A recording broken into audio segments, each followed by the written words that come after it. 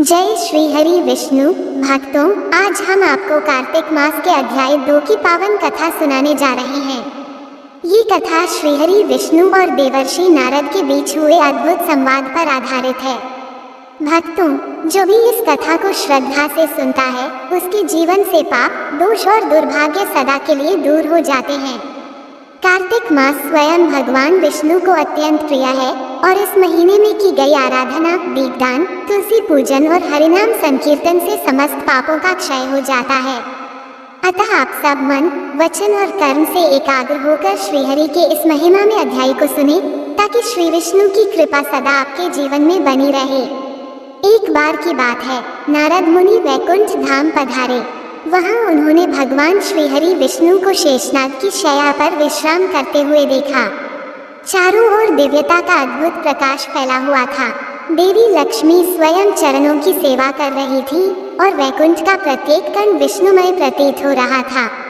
नारद जी ने विनम्रता से प्रणाम किया और बोले, हे प्रभु, मैं जानना चाहता हूँ कि यह कार्तिक मास ऐसा क्या है कि देवता, ऋषि, यक्ष, नाग, गंधर्व, सिद्ध और साधक सभी इस महीने में आपकी विशेष उपासना करते हैं। इसका क्या रहस्य है भगवान विष्णु मंद मुस्कान के साथ बोले, हे नारद, सुनो, जब सृष्टि का आरंभ हुआ तब सब मासों में मैंने कार्तिक मास को अपने हृदय का सबसे प्रिय बनाया। इस मास में जो भी भक्त एक दीप जलाकर मेरा नाम लेता है वह मेरे परम धाम को प्राप्त करता है। इस मास का प्रत्येक दिन स्वर्ग, यज्ञ, तप और दान से भी अधिक फलदायक होता है। भगवान आगे बोले, हे नारद, एक बार ब्रह्मा जी ने मुझसे पूछा था, हे विष्णु, संसार में सबसे दुर्लभ पुण्य कौन सा है? तब मैंने कहा, हे ब्रह्मन, कार्तिक मास में किया गया दीपदान, स्नान और तुलसी पूजन सबसे दुर्लभ और श्रेष्ठ पुण्य है। जो व्यक्ति प्रातःकाल ब्रह्म मुहूर्त में उठकर नदी, सरोवर या किसी पवित्र जलाशय में स्नान करता है और मेरे नाम का कीर्तन करता है, उसके पाप उसी क्षण भस्म हो जाते हैं। यहाँ तक कि वह मनुष्य जिसने अनगिनत जन्मों में अपराध किए हों, वह भी इस मास में श्रद्धा पूर्वक पूजा कर मोक्ष को प्राप्त कर सकता है। नारद जी ने उत्सुक होकर पूछा, भगवान, क्या केवल स्नान और दीपदान से ही मुक्ति मिल जाती है या इसमें भक्ति का भी कोई महत्व है? भगवान विष्णु बोले, हे नारद, केवल क्रिया नहीं, भावना ही सबसे महत्वपूर्ण है। यदि कोई व्यक्ति सच्चे मन से प्रेम पूर्वक ओम नमो भगवते वासुदेवाय का जप करे, तुलसी को जल चढ़ाए, दीप जलाए और मेरे स्वरूप की आराधना करे तो वह मेरे हृदय में स्थान पाता है। कार्तिक मास में एक तुलसी पत्ती अर्पित करने का भी वही फल है जो अन्य महीनों में हजारों स्वर्ण दान करने से मिलता है। हे नारद, इस मास में रात्रि का एक क्षण भी व्यर्थ न जाए, ऐसा प्रयास करना चाहिए। जो भक्त रात्रि में दीप जलाता है उसके घर से पाप पक्षी बन उड़ जाते हैं और लक्ष्मी स्वयं निवास करती हैं। नारद मुनि बोले, प्रभु, क्या कोई विशेष कथा है जो इस माह के पुण्य का प्रत्यक्ष उदाहरण देती हो? भगवान विष्णु बोले, हाँ नारद, सुनो, एक समय की बात है, एक दरिद्र ब्राह्मण था। वह किसी प्रकार जीवन निर्वाह करता था। एक दिन संयोगवश उसने देखा कि कार्तिक मास चल रहा है। वह नदी के तट पर गया, मिट्टी का छोटा दीपक बनाया, उसमें थोड़ा सा तेल डाला और तुलसी के नीचे दीप प्रज्वलित किया। वह कोई बड़ा यज्ञ नहीं कर सका, न कोई दान दिया, बस उसी दीप को देखकर भाव से बोला, हे भगवान दामोदर, मेरे पास कुछ नहीं, पर ये दीप मेरे प्रेम का प्रतीक है। इतना कहते ही उस दीप के प्रकाश से चारों दिशाएं जगमगा उठी और वह ब्राह्मण अगले जन्म में एक दिव्य स्वरूप लेकर वैकुंठ धाम चला गया। भगवान बोले, हे नारद, इसलिए मैं कहता हूँ कि कार्तिक मास में एक दीपक भी लाखों जन्मों के अंधकार को मिटा देता है। जो भी मनुष्य मेरे दामोदर स्वरूप की आराधना करता है वह जन्म मरण के बंधन से मुक्त होता है। तुलसी और दीप इस महीने की आत्मा है। जो इनके प्रति श्रद्धा रखता है वह स्वयं मुझसे अभिन्न हो जाता है। नारद जी ने प्रसन्न होकर कहा, हे प्रभु, आपके वचनों से हृदय पुलकित हो गया। अब मैं पृथ्वी लोक में जाकर सब भक्तों को ये संदेश दूंगा कि वे कार्तिक मास में स्नान, दीपदान, दान और कीर्तन अवश्य करें। भगवान विष्णु बोले, जाओ नारद, और सबको ये बताओ कि कार्तिक मास स्वयं मोक्षदायिनी है। इस मास में किए गए छोटे से कर्म का भी फल अनंत होता है। जो मनुष्य कार्तिक मास के प्रत्येक दिन हरिनाम का स्मरण करता है वो मृत्यु के समय मेरे धाम को प्राप्त होता है।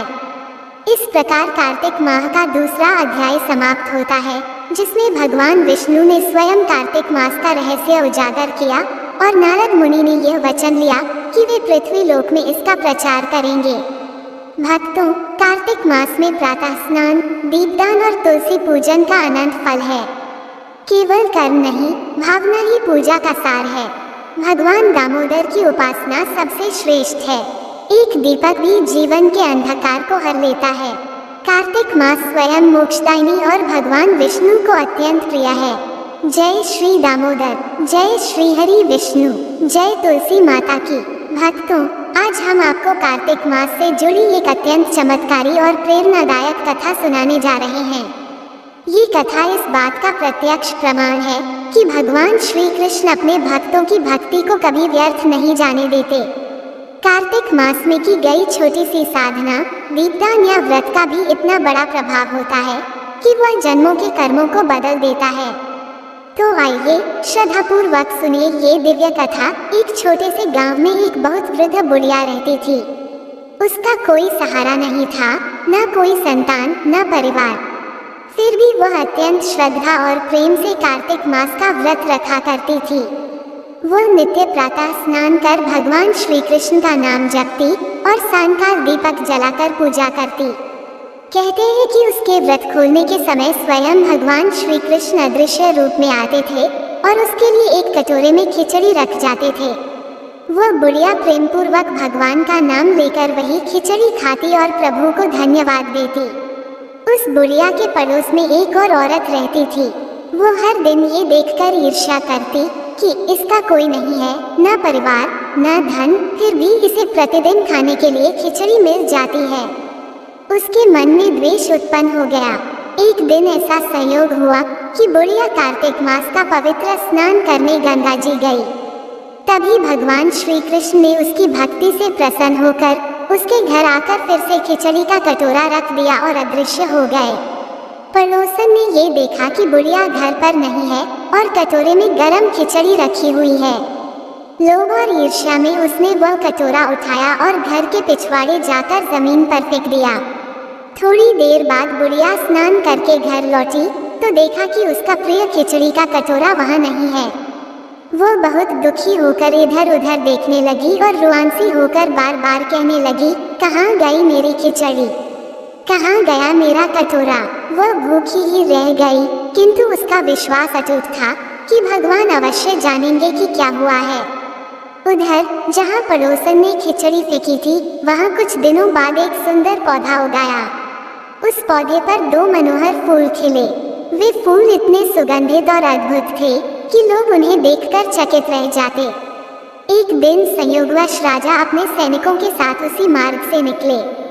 जब उनकी दृष्टि उन 2 फूलों पर पड़ी तो वे मोहित हो गए। राजा ने अपने हाथों से वे दोनों फूल तोड़े और उन्हें अपने महल में ले आए। उन्होंने वह फूल अपनी रानी को भेंट किए। रानी ने जैसे ही उन फूलों को सूंघा वैसे ही वह गर्भवती हो गई। कुछ समय पश्चात उसने 2 सुंदर पुत्रों को जन्म दिया। समय बीतता गया। दोनों राजकुमार अत्यंत रूपवान, तेजस्वी और बलशाली हुए, किंतु आश्चर्य ये था कि वे किसी से बोलते नहीं थे। वे मौन रहते, किसी से संवाद नहीं करते। परंतु जब वे शिकार पर जाते तब मार्ग में उन्हें वही वृद्धा बुढ़िया मिलती जो अब भी दिन रात यही कहती रहती थी, कहाँ गई मेरी खिचड़ी, कहाँ गया मेरा कटोरा। जब राजकुमार उसके पास से गुजरते तो वे दोनों रुककर मुस्कुराते और कहते, हम है तेरी खिचड़ी और हम है तेरा बेला। हर बार ऐसा ही होता। जब भी दोनों शिकार के लिए निकलते बुढ़िया यही वाक्य कहती और वे दोनों वही उत्तर देते। ये क्रम कई दिनों तक चलता रहा। एक दिन राजा के कानों में यह बात पहुंची कि आपके पुत्र किसी से नहीं बोलते परंतु एक बुढ़िया से कुछ कहते हैं। ये सुनकर राजा को बड़ा आश्चर्य हुआ। उन्होंने आदेश दिया कि उस बुढ़िया को राजमहल में बुलाया जाए। बुढ़िया जब महल पहुंची तो राजा ने विनम्रता से पूछा, माता, मेरे ये दोनों पुत्र किसी से बोलते नहीं हैं, पर तुमसे ये बातें करते हैं, ऐसा क्यों? बुढ़िया ने कहा, महाराज, मुझे नहीं पता कि ये मुझसे क्यों बोलते हैं। मैं तो कार्तिक मास का व्रत करती थी। भगवान श्री कृष्ण मुझे रोज खिचड़ी का कटोरा भर कर दे जाते थे। एक दिन जब मैं गंगा स्नान को गई थी तब किसी ने मेरा खिचड़ी का कटोरा फेंक दिया। जब मैं लौटी तो वह गायब था। उस दिन से मैं हर समय यही कहती रहती हूँ, कहाँ गई मेरी खिचड़ी और कहाँ गया मेरा बेला। इतना सुनते ही दोनों राजकुमार आगे बढ़े और बोले, माँ, तुम्हारी वह खिचड़ी हमने ही खाई थी। वास्तव में तुम्हारी पड़ोसन ने वह खिचड़ी फेंक दी थी जिससे 2 फूल उत्पन्न हुए थे। उन्हीं फूलों को राजा ने तोड़ा था और रानी ने उन्हें सूंघकर हमें जन्म दिया। हम तेरी खिचड़ी और तेरे बेला के रूप में भगवान श्री कृष्ण ने ही तुझे लौटाया है। ये सुनकर वहां उपस्थित सभी लोग भाव विभोर हो गए। बुढ़िया की आंखों से आंसू बह निकले। उसने श्री कृष्ण का नाम लेकर हाथ जोड़े और कहा, हे प्रभु, आपने मेरी भक्ति को व्यर्थ नहीं जाने दिया। राजा और रानी ने भी उस वृद्धा के चरणों में प्रणाम किया और उसे महल में ही रहने को कहा। वे दोनों राजकुमार उस बुढ़िया की सेवा करने लगे जैसे सच्चे पुत्र अपनी माँ की करते हैं। कहा गया है, जो कार्तिक मास में श्रद्धा, भक्ति और सच्चे मन से भगवान श्री कृष्ण की उपासना करता है, उसकी पुकार स्वयं श्रीहरि सुनते हैं। अंत में बुढ़िया ने करुणा और भक्ति से कहा, हे कार्तिक महाराज, जैसे आपने मेरी बात सुनी वैसे ही अपने सभी भक्तों की सुनना। जो प्रेम से आपका व्रत करे उसके जीवन से दुख और दरिद्रता सदा के लिए दूर हो जाए। जय श्री कृष्ण दामोदर की जय। जय कार्तिक महाराज की जय। जय भक्त व्रतधारी बुढ़िया माता की जय। भक्तों, अब हम सुनेंगे कार्तिक मास की बूढ़ी माई और श्री कृष्ण की कथा। कार्तिक मास में सभी स्त्रियां तुलसी जी को जल से सींचने जाया करती थी।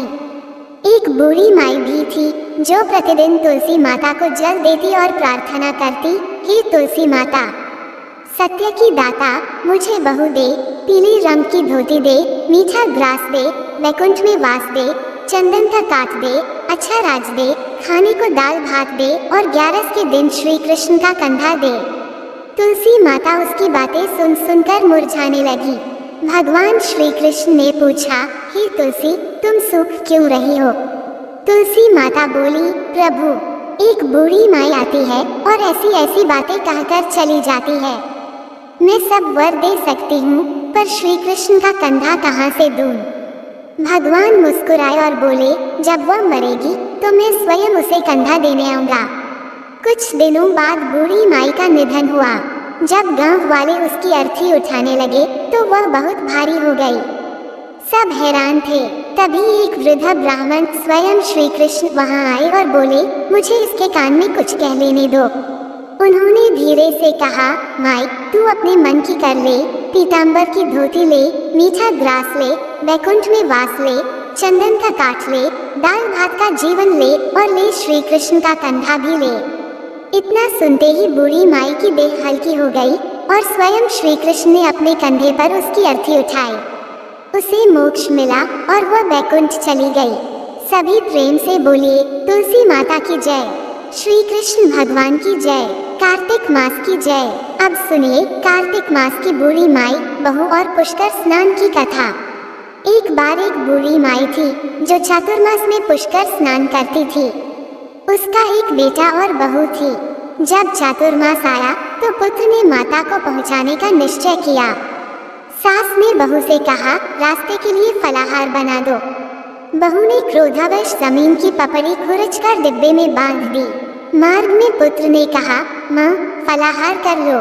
जहाँ पानी मिला वहाँ बूढ़ी माई ने पोटली खोली तो देखा कि वो पपड़ी स्वादिष्ट फलाहार बन चुकी है। उसने भोजन कर लिया। पुष्कर पहुंचकर पुत्र ने झोपड़ी बनाकर माता को वहां ठहराया और लौट गया। रात के प्रथम पहर में श्रावण मास प्रकट हुआ और बोला, बुढ़िया, दरवाजा खोल, मैं श्रावण हूँ। बूढ़ी माई ने दरवाजा खोला और श्रावण मास में महादेव का पूजन कर बेलपत्र चढ़ाए, जलाभिषेक किया। इस प्रकार उसका जीवन धन्य हो गया और वह परम गति को प्राप्त हुई। अभिषेक करती, भजन कीर्तन करती। तो जाते समय श्रावण मास में बूढ़ी माई की झोपड़ी पर एक लात मारी, जिससे झोपड़ी की एक दीवार सोने की बन गई। बाद में भाद्रपद मास आया, तब उसने भी बूढ़ी माई से दरवाजा खोलने को कहा। बूढ़ी माई ने दरवाजा खोला, सत्तू बनाया और कजरी तीज मनाई। भाद्रपद जाते जाते झोपड़ी को एक लात मारी, तो दूसरी दीवार भी हीरे की बन गई। फिर अगला मास आया, उसने भी बूढ़ी माई से दरवाजा खोलने के लिए कहा। बूढ़ी माई ने दरवाजा खोला, तर्पण किया, श्राद्ध मनाया, ब्राह्मण भोजन कराया, गणेश जी की स्थापना की, अनंत चतुर्दशी मनाई और नवरात्रि में माँ दुर्गा की पूजा कर दशहरा मनाया। जाते जाते वो भी झोपड़ी पर लात मारी, तो झोपड़ी की तीसरी दीवार सोने की बन गई। और अंत में पवित्र कार्तिक मास आया, उसने भी बूढ़ी माई से दरवाजा खोलने को कहा।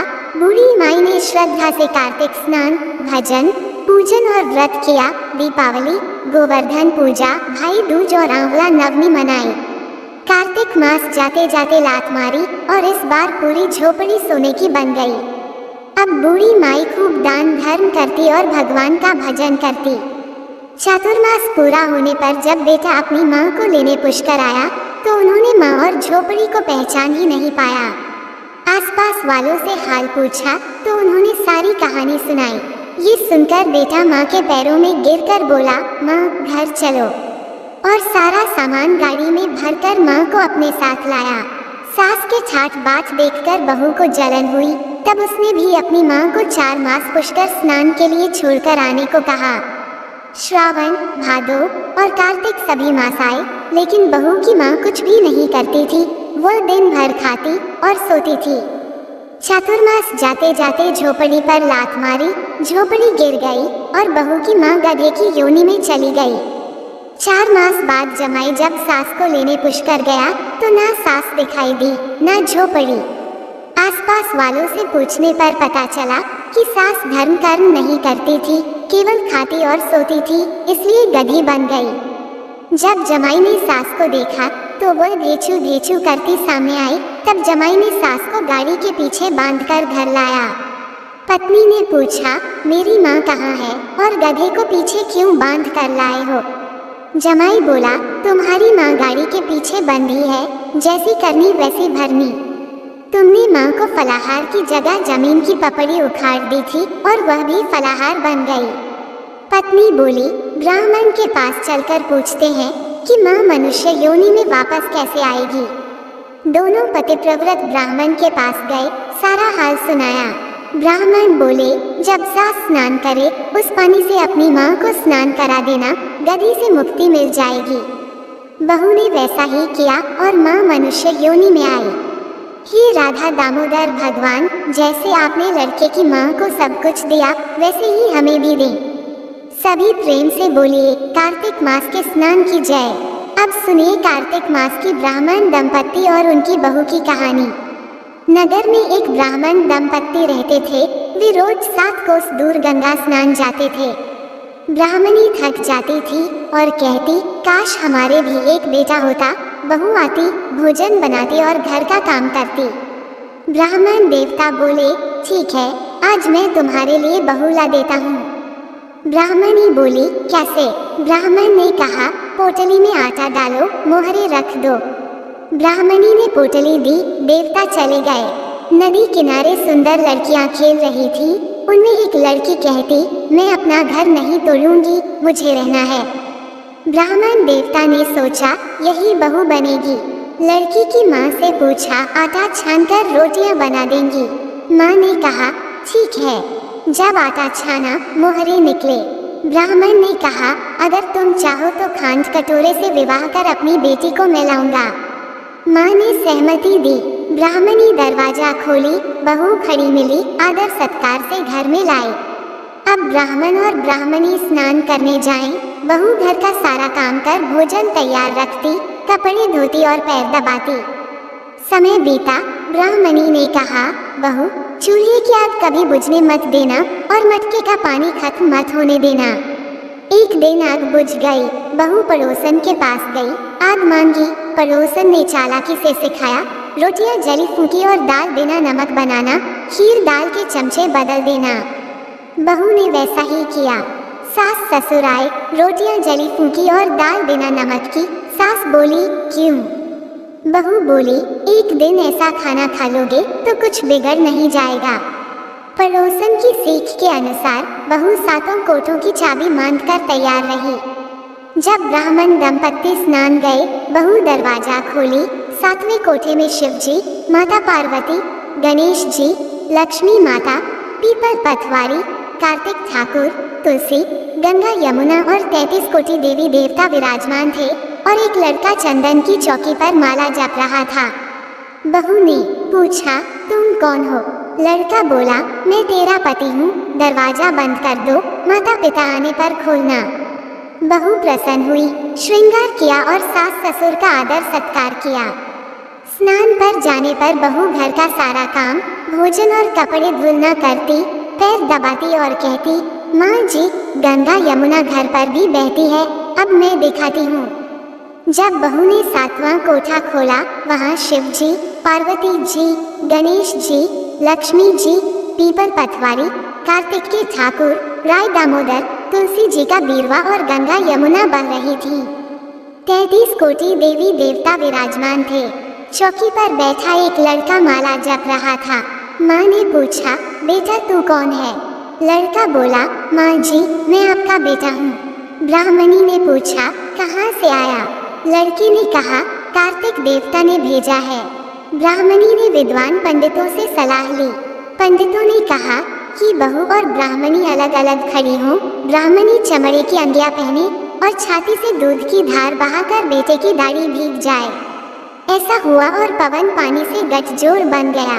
ब्राह्मण और ब्राह्मणी की खुशी का ठिकाना न रहा। जय श्री कृष्ण दामोदर की जय। जय कार्तिक महाराज की जय। जय भक्त व्रतधारी बुढ़िया माता की जय। श्री तुलसी चालीसा।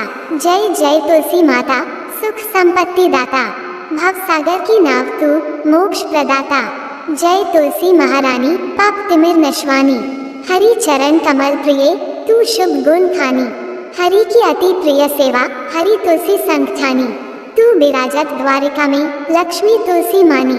विष्णु प्रिया वरदायिनी, पवित्र करे तन मन। हरि नाम जपे जो तुलसी, कटे पाप तत्क्षण। हरि तुलसी तव महिमा, वेद पुराण बखानी। जो नित पूजे तुलसी, दरिद्रता दूर सयानी। तू जन्मी नरदेह रूप, हरि इच्छा बल पाए। शालिग्राम की संगिनी, भक्तिन रूप धराए। तूने शाप दिया था हरि को, शंखचूड़ वध कारण। तब हरि बोले प्रेमवश, तू होगी भावतारण। वृंदा रूप तव सुहावन, हरि हृदय संभावन। हरि तुलसी पूजन बिना, न होय हरि भावन। जो तुलसी जल चढ़ावे, भक्त श्रद्धा भावन। हरि प्रसन्न हो तत्क्षण, मिटे मन संतापन। तू अमृत तुल्य सुगंधा, हरि चरणों की चंदा। भक्त तुलसी की माला, हरि गले विराजंदा। हरि नाम ले तुलसी दल, चढ़ावे जो हरि ठोर। वो पावे मोक्ष महान, हरि होए कृपाधार। तू करुणा सागर माता, कृपा कर भक्तन जानी। जो श्रद्धा से तब पूजन करे, न रहे जग में हानि। कर्म दोष जो भारी, तुलसी जप से हारी। हरि नाम संग तब पूजा, जन्म मरण दुख टारी। हरि तुलसी तेरी महिमा, अनंत अगाध असीम। रवि शशि तारा न गिन सके, तेरा गौरव दीन। तू द्वारिका की शोभा, वैकुंठ बगिया की रानी।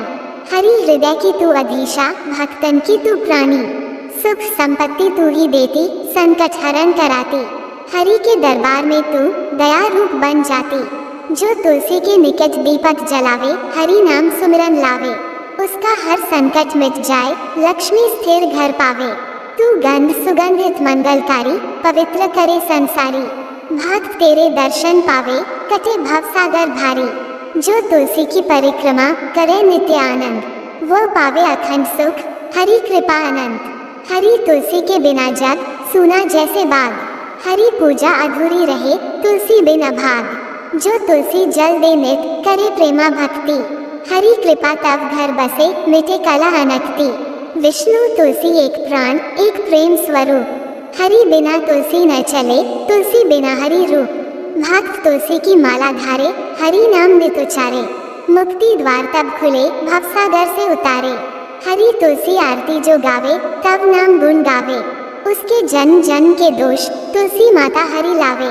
जो तुलसी का रोपण करे मन में सच्चा भाव, उसका कुल पवित्र रहे मिटे पापों का प्रभाव। जो भक्त तुलसी चालीसा भाव सहित गावे, उसका जीवन सफल हो हरि धाम को जावे।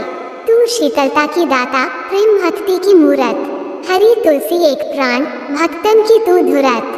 तुलसी प्रिया हरि की पावन सुमिरन नाम, जो श्रद्धा से गावे सदा पावे हरि अविराम। जय जय तुलसी माता हरि चरण की छाया, भक्तन के दुख हारिणी मोक्ष प्रदायिनी माया। इति श्री तुलसी चालीसा संपूर्णम। श्री तुलसी जी की आरती। जय तुलसी माता, जय तुलसी माता, सकल शुभंकर सुखकर दाता। हरि की प्रिया हरि तुलसी महिमा, तुम सम नाही त्रिभुवन रहिमा। जल में थल में अंबर में वासी, तुम बिनु हरि ना करे निवासी। ब्राह्मण पूजे देव तुम्हें ध्यावे, जो तुलसी पत्र हरि को चढ़ावे। मुक्ति प्रदान करे तुलसी माई, सुख संपत्ति सदा देवाई। दुख दरिद्र मिटे सब तेरा, जो नित पूजे तुलसी व्रज धेरा। शालिग्राम संत तुम प्यारी, हरि तुलसी की जोड़ी न्यारी। हरि को अर्पण जो तुलसी दे, सो वैकुंठ धाम को जाई बसे। धूप दीप नैवेद्य चढ़ाई, हरि तुलसी आरती जो गाई। तन मन धन अर्पण जो कोई, सो भवसागर तरे निसोई। जय तुलसी माता, जय तुलसी माता, सकल शुभंकर सुखकर दाता। जय श्री कृष्ण दामोदर की जय, जय कार्तिक महाराज की जय। प्रेम से बोलिए जय श्री हरि विष्णु, जय तुलसी माता। ऐसे ही और भी रोचक और आध्यात्मिक वीडियो के लिए चैनल को सब्सक्राइब कर लें। दोस्तों, आपको ये कथा कैसी लगी कृपया कमेंट करके जरूर बताएं। वीडियो पसंद आया हो तो लाइक करें और अपने दोस्तों के साथ शेयर करें। कमेंट बॉक्स में जय श्री हरि विष्णु, जय तुलसी माता लिखना ना भूलें। फिर मिलते हैं एक और भक्तिपूर्ण वीडियो के साथ। धन्यवाद। जय श्री कृष्ण।